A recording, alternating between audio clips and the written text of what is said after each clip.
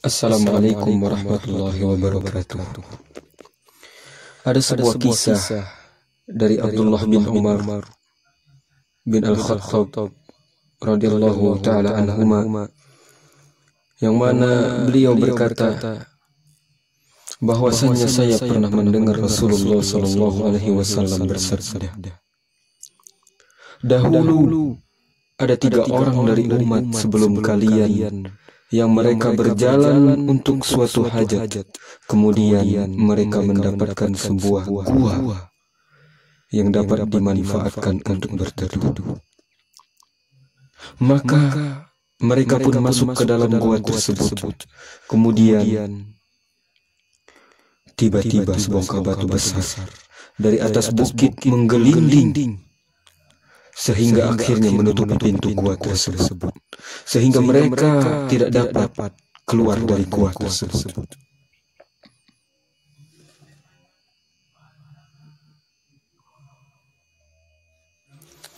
Lalu mereka berkata, sesungguhnya tidak ada yang dapat menyelamatkan kamu sekalian dari bencana ini, kecuali bila kamu sekalian berdoa kepada Allah Subhanahu wa Ta'ala dengan menyebutkan amal-amal salih yang pernah kalian perbuat.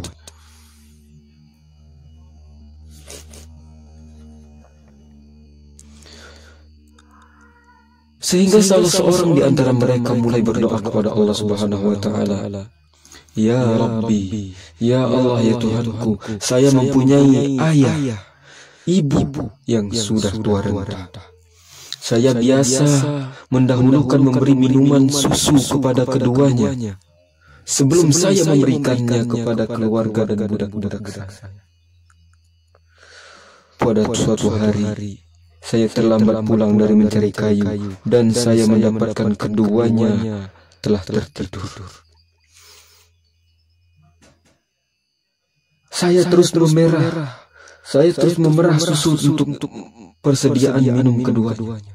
Saya tetap memerah susu untuk persediaan minum keduanya, karena saya mendapati mereka berdua, orang tua saya itu telah tidur.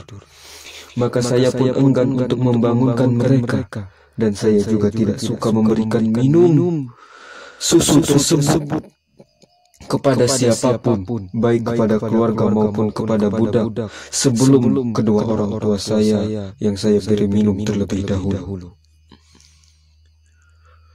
Maka saya menunggu ayah saya, menunggu bunda saya, ibu saya, hingga terbit fajar barulah keduanya membangun, sementara anak-anakku sedang menangis.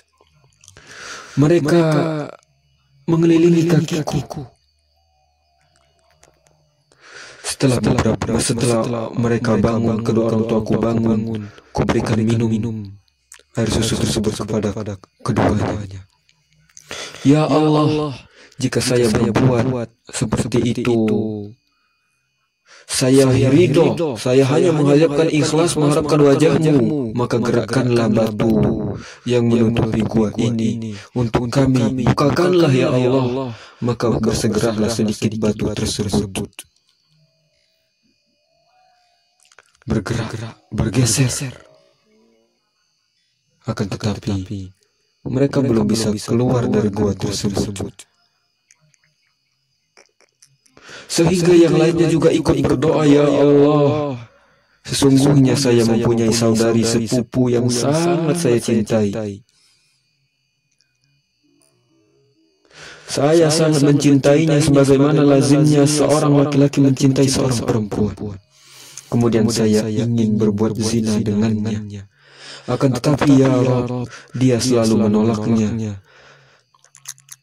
Sehingga selang beberapa tahun dia tertimpa kesulitan. Kemudian dia datang kepada saya dan saya berikan kepadanya 120 dinar. Dia membutuhkan uang dan saya memberikannya bantuan 120 dinar. Dengan syarat dia harus mau berzina dengan saya. Dan dia pun setuju dengan syarat yang saya berikan. Ketika saya sudah menguasainya, ketika saya sudah berhak untuk memenuhi janji tersebut. Kemudian saya berada pada saat itu di antara kedua kakinya. Kemudian dia pun berkata, "Ittaqillah, takutlah engkau kepada Allah, dan jangan engkau robekkan selaput darahku, kecuali dengan benar, dengan syariat yang diridhai oleh Allah." Maka pada saat itu saya pun meninggalkannya. Saya pun takut kepada Allah. Padahal wanita tersebut adalah seorang yang sangat saya cintai, dan saya telah merelakannya harta saya, emas atau dinar saya yang saya berikan kepadanya, ikhlas untuk membantunya. Ya Allah, jika saya berbuat seperti itu karena mengharapkan wajah-Mu, maka berilah kami jalan keluar dari apa yang kami hadapi saat ini.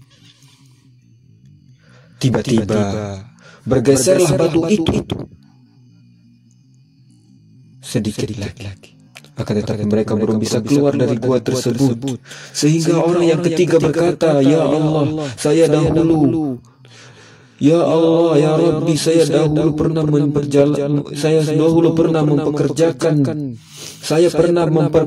beberapa karyawan, dan semuanya saya gaji dengan sempurna, terkecuali ada seseorang yang pergi. Seorang pergi meninggalkan saya dan tidak mau mengambil gajinya terlebih dahulu. Kemudian gaji itu saya kembangkan sehingga menjadi banyak. Selang beberapa lama dia datang kepada saya dan berkata, 'Wahai hamba Allah, saya menagih janji saya, berikanlah gaji saya yang dahulu itu.'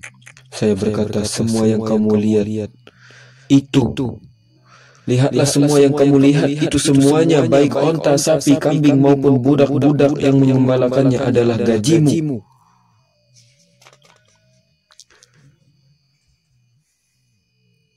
Orang tersebut berkata, 'Wahai hamba Allah, jangan engkau mempermainkan diriku.' Kemudian saya pun menjawab, 'Saya tidak mempermainkan kamu.' Kemudian dia mengambil semuanya dengan tidak meninggalkan sisa sedikit pun. Ya Allah, jika saya berbuat itu karena mengharapkan wajah-Mu, ikhlas karena Engkau melakukan ibadah tersebut, maka berikanlah kami jalan keluar dari apa yang kami hadapi. Lalu batu itu pun bergeser luas sehingga mereka bisa keluar dari dalam gua dan meneruskan perjalanan. Maka dari kisah ini kita dapat mengambil pelajaran bahwasannya memanjatkan doa kepada Allah Subhanahu wa Ta'ala semata pada saat genting dan kritis adalah sebagai realisasi pelaksanaan dari perintah Allah. Wa qala rabbukum ud'uni astajib lakum. Kata Allah, berdoalah kepada kalian, kepada Tuhan kalian. Wa qala rabbukum, berkatalah Tuhan kalian, yakni Allah, ud'uni astajib lakum, berdoalah kepadaku, niscaya aku pasti akan kabulkan. Quran Surah Ghafir ayat 60. Maka dari itu bolehnya kita juga dalam kisah ini kita bertawassul dengan doa dan dengan amal saleh. Kita berdoa kepada Allah dengan bertawassul dengan amal saleh yang pernah kita kerjakan. Dan ini adalah di antara tawassul yang disyariatkan oleh Allah Subhanahu wa Ta'ala.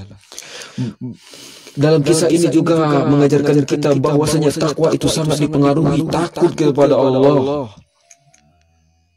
Kita takut kepada Allah. Kita menjalankan perintahnya dan menjauhi larangannya. Itu semua takwa kita tersebut dapat mempengaruhi keselamatan seseorang, keselamatan kita, terutama kita tatkala dalam berhadapan dengan situasi genting dan cobaan berat. Allah mengatakan, "Wa may yattaqillaha yaj'al lahu makhraja." Barang siapa yang bertakwa, yang takut kepada Allah, menjalankan perintahnya, menjauhi larangannya, niscaya dia akan mengadakan baginya jalan keluar.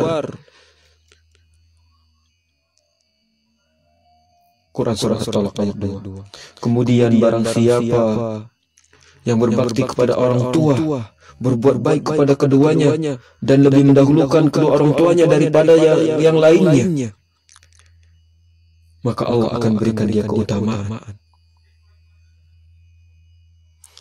Kemudian juga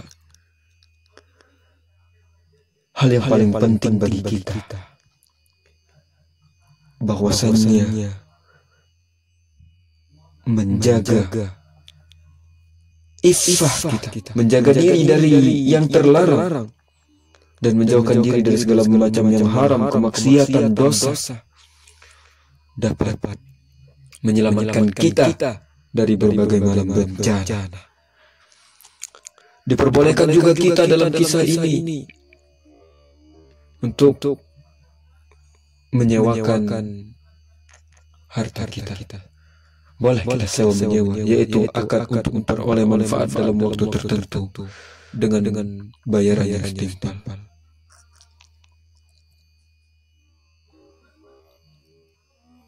Maka itu masyarakat muslimin, semoga ini bermanfaat. Barakallahu walakum. Wassalamualaikum warahmatullahi wabarakatuh.